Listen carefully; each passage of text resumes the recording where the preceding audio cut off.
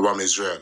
All praises, honor, and glory to the Most High Power Yahweh, Ba'ashim Yawashai, Ba'ashim Rekakadash. Today I've been watching this video from Full Spectrum Survival. You know, I've been watching this devil for a few years now, and he brings forth solid information about the status of the world, you know. And today he was talking about another devil, a she-devil, Nancy Pelosi, visiting the island of Taiwan. And China have give the military, their military, orders to shoot her jet down, shoot it the fuck down out of the sky. So hopefully, if they shoot it down, this will cause World War III. And we have been waiting and anticipating this for a long time. You know I was, I was waiting for this for a long time. Hunting season, altercation of physicality. So let's hope that this truly do happen. I'm going to send up a prayer to the Most High Power that this conflict truly do happen and, could forward the end and the destruction of this world, of this current society, bring it down to his knees. The book of Revelations 18:8. Therefore her plague shall come in one day, death, mourning, famine, and she shall be utterly burnt with fire, for strong is the Lord God who judgeth her. So this is going to happen in one day. Suddenly, it's going to come forth, and it's going to be a surprise to the world, that this has, it was peace and safety, and then sudden destruction is upon the whole world. So let's hope that this is the catalyst that bring forth destruction for this bitch Babylon, to bring her down to the status of a lump of shit. So let me leave this video play and then I'll shut it down. Flight Radar 24 and other tracking sites have restricted access to the location viewing of Nancy Pelosi's plane and the accompanying military aircraft. The Chinese defense minister says that if anyone dares to divide Taiwan from China, the Chinese military must not hesitate to start a war, no matter the cost. We're seeing video claims that are showing Chinese military equipment en route right now toward the Taiwan Strait. The China Air Force is flying to the island of Taiwan and the surrounding areas. This is directly from the Chinese Air Force spokesperson. The China Air Force is flying to the island of Taiwan to protect the national sovereignty and territorial integrity of its country. Military strategists are warning that for China, the taking of Taiwan is not just about Taiwan. The CCP, they say, have larger goals in mind. The taking of Taiwan will break what is known as the island chain. The war will involve Japan, the United States of America, and the larger plan would be to kick the U.S. from the West Pacific, and their forces, including Japan, will accept a de facto Chinese government. The Russian Foreign Ministry says that Pelosi's possible visit to Taiwan, despite Chinese warnings, is now a dangerous military political precedent.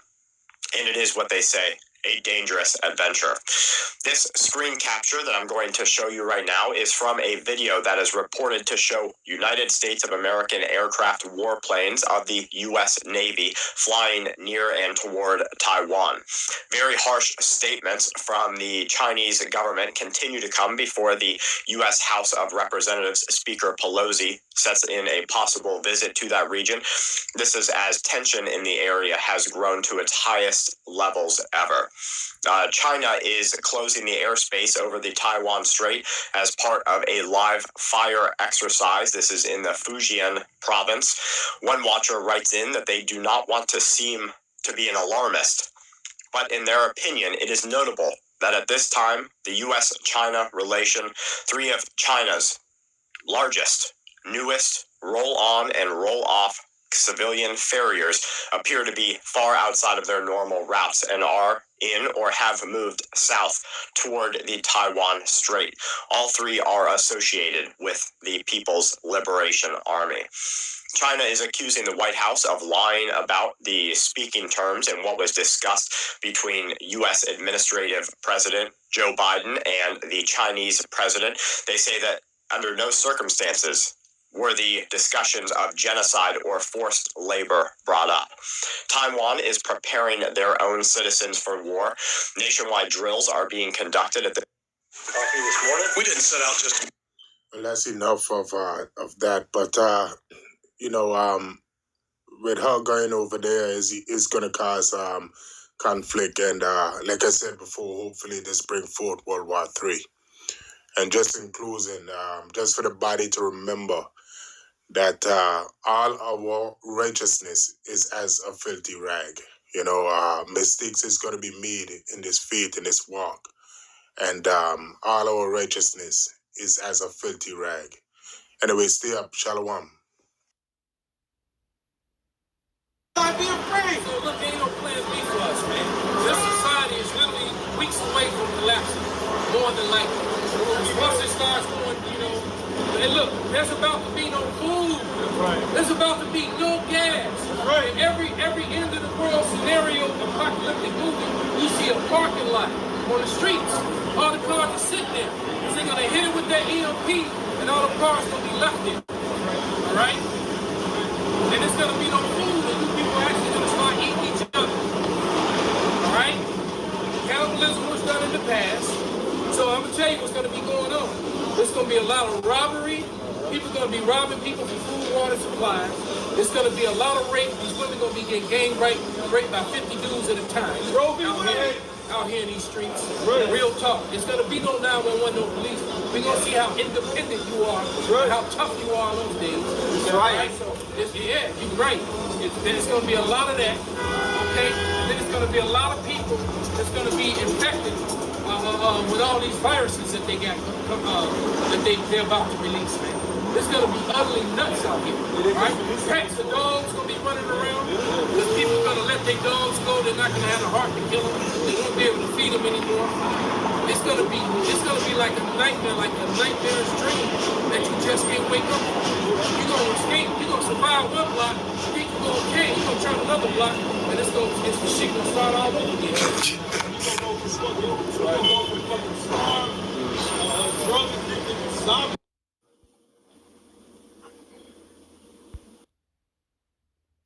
Digital transformation is changing the way we manage our data, our information, our interactions, and our identities online.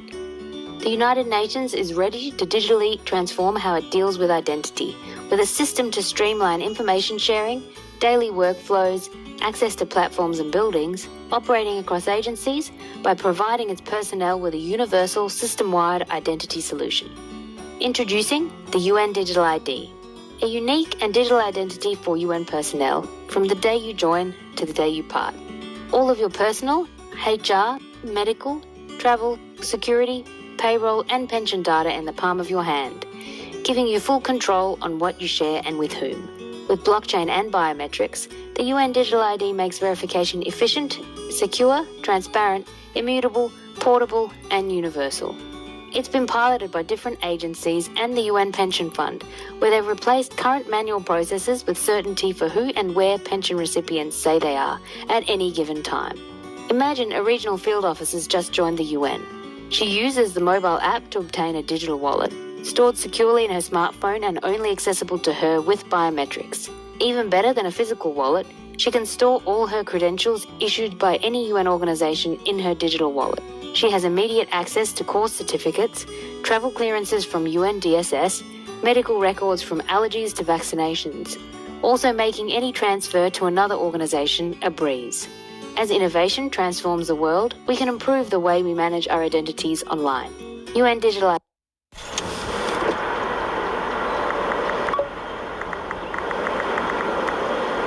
If a strike occurred, the trucking industry could see enormous demand due to container and boxcar freight that might have to go to truck. A railroad strike would cripple the trucking industry, especially in states like California, where AB 5 is positioned to put owner-operators out of business. If negotiations are unsuccessful and cooling off deadlines expire before an acceptable agreement has been made, engineers and train crews could go on strike and completely shut down U.S. railroads. Chemicals, coal, construction materials, crude oil, paper, lumber, auto parts, and new cars would stop moving. Wheat, corn, soybeans, animal feed, beer, birdseed, canned produce, corn syrup, flour, frozen chickens, sugar, and wine would just sit where they are. And perishables would cook while baking in the summer heat for prolonged periods of time in their metal shipping containers. All those containers with names on the side like J.B. Hunt,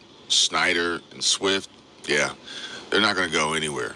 They'll be sitting there on the track. Now imagine trying to put all that stuff on trucks. It would make the last 2 years during the pandemic pale into insignificance. With the volume of freight shippers would be trying to move overwhelming all sectors of trucking. Not to mention the freight that is already behind schedule on rails like BNSF, CSX, Norfolk Southern, Union Pacific, that's already loaded on cars and stuck out in the middle of nowhere. And I doubt Warren Buffett has giant cranes and forklifts just randomly spread around the country with qualified and certified, skilled workers waiting to effectively and systematically unload and reroute all that freight onto semi-trucks and tractor-trailers. For the economy as a whole, a railroad strike of more than a few days would be like an economic heart attack. And our economy already has a bum ticker as it is. There isn't much more stress it can take and continue to survive. Now, the Brotherhood of Locomotive Engineers and Trainmen voted by mail in mid-July to strike the railroads. That union strike vote passed by a majority of 99.5%.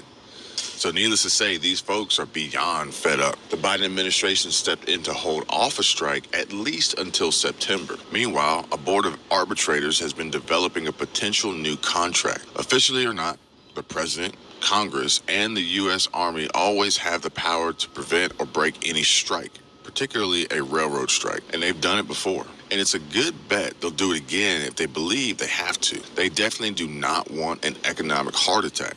Not right now, not this close to midterm elections. But rail workers are fed up, and rightfully so. They've been overworked by the railroads, which haven't been able to hire enough people after mass layoffs during the pandemic, with many previous rail workers reluctant to return. But according to some railroad experts, the current trouble has roots that stretch back to the 1990s, when a guy named E. Hunter Harrison implemented PSR, or Precision Scheduled Railroading, at the Illinois Central Railroad. This was a new and extremely strict, disciplined system of rail operations. PSR allowed the Illinois Central to cut its workforce and boost its profits. Over the next 29 years, PSR spread to all the major railroads in North America. Investors were thrilled. And inversely, railroad workers were not. Over time, PSR resulted in longer, more profitable trains and much longer hours for workers who are on call most of the time. According to reports, one conductor had to fight the railroad for time off to be at his own wife's funeral. Now, after years of cutting payrolls and overworking their remaining people, the railroads are struggling to meet shipper demands. Poor rail service is stranding containers at sites around the country, including 29,000 empties clogging the ports of Los Angeles and Long Beach, California, which are still digging their way out of monumental backups from earlier this year. Big shippers are complaining about lousy rail service to regulators in Washington, D.C. Meanwhile, contract talks have gone on for 2 years with no agreement. Workers want change, the railroads don't. And conceivably, it could all end up resulting into a strike. Historically, though, railroad strikes have been blocked or broken by the government intervention. The most recent rail strike was in April of '93. It started on a Tuesday, and both houses of Congress had passed a bill outlawing the strike by Wednesday night. President at the time, George H.W. Bush, was awakened at 1:03 a.m. on a Thursday morning to sign it into law. This put an end to the two-day strike. But not all railroad strikes ended so quickly and so peacefully. During a strike in 1922, The railroads continued to operate with scab workers after 400,000 railroad workers walked off the job. But at least 10 people died in violence as workers battled company security guards and National Guard troops. And perhaps the worst and most infamous rail strike occurred in 1877. No unions were involved when rail workers in Martinsburg, West Virginia spontaneously walked off the job in July. The B&O Railroad had just cut their pay for the third time in a matter of months, and the country had been in a depression for the last 4 years. The strike in Martinsburg quickly spread to other railroads and even other industries. Some local law enforcement sympathized with the strikers, and it looked enough like a general uprising to frighten authorities all the way up to the president, whom ordered federal troops to help companies put down the strikes. Across much of the eastern United States, strikers and sympathizers fought the National Guard, the U.S. Army, and private militias hired by the companies. The Pennsylvania Railroad alone claimed strikers destroyed 39 buildings, 104 locomotives, and 1,245 freight and passenger cars, with an estimated death toll of 100 people who died in the violence, most of which shot by troops and company militia. I can't imagine rail workers in 2022 are so fed up that they would stage an illegal strike, but who knows what to expect nowadays. A railroad strike, although improbable and highly unlikely, we still need to understand the overall catastrophic effects it would have on our supply chain and economy in general. Add on top of that a trucker strike, trucker shortage, and the previous threat to diesel fuel supply and possible shortages as a result of fewer U.S. oil refineries and the Biden administration sending our fuel reserves to Europe and China. So with that being said, we've all seen so many things in the past 2 years happening that we could not have imagined happening before. So who knows what will actually happen next? Hey guys, this is what monkeypox looks like. I'm here in Los Angeles and my whole body is basically covered, which I'm not going to show the rest of my body, but my hands you can see, and it's not fun. Get the vaccine and stay safe. This is really painful and I don't even know if I will not have scars for the rest of my life. The guy next to me, shirtless, recovered before me, so he's cooking for me and taking care of me right now, and he can't be reinfected, so yeah, it's not fake though, let me tell you that. I would say this is the most asked question. I've got it from physical contact with my partner who had lesions. These bumps at the time we thought were like infected hair follicles, but turns out that it was monkeypox, and he's gotten it from being in physical contact with another person who had it. And so it usually spreads from physical contact. It doesn't necessarily have to be sexual. You could share a t-shirt, you could share bedding, you could just hug somebody. And it has nothing to do with being straight or not being straight. Anybody can get it. So be careful. Also, unlike COVID, it is less like airborne, so it doesn't just like exist on thin air. So if you're in the same room with somebody with monkeypox, it doesn't mean you're gonna get it unless that person touches all the surfaces that you're touching. So at least it's a bit better than COVID in terms of it doesn't spread through air. So this was basically after a few days of having fevers. This was my last day without any lesions. I felt really tired and I was still having fevers, but I was looking good. This was day 2. You can kind of see that I have smaller lesions around my cheekbones and it moves really fast. So this is day 3 and they're getting bigger. I'm getting worried at this point. And day 4 is basically a full-on mental breakdown. I cried the whole day because I ruined my face and it was really itchy. And then this is basically day 5, rock bottom, and this is when I had to go get treatment because this is very intense. Hey guys, so I mostly focused on the lesions on my face. So today I'm going to show you guys a few lesions that were on the rest of my body. So this is my left hand. Obviously you can see this guy, it's still kind of like filled with pus. And these two are just very painful and at a very weird place. And they haven't scabbed yet, so I'm just waiting for that. Yeah, the one on my right palm is probably the grossest one. There's a few out here, but check this out. Oh my god. I think I want to make a video popping this because it has so much discomfort that I just gotta pop it in order to use my computer properly with my mouse. But this is like disgusting. It's so big. As you guys can see, the rest of my body is also covered. This is my shoulder. These are healed or healing, as you can see, because of the scabs. And my back is also filled with the same kind of lesions.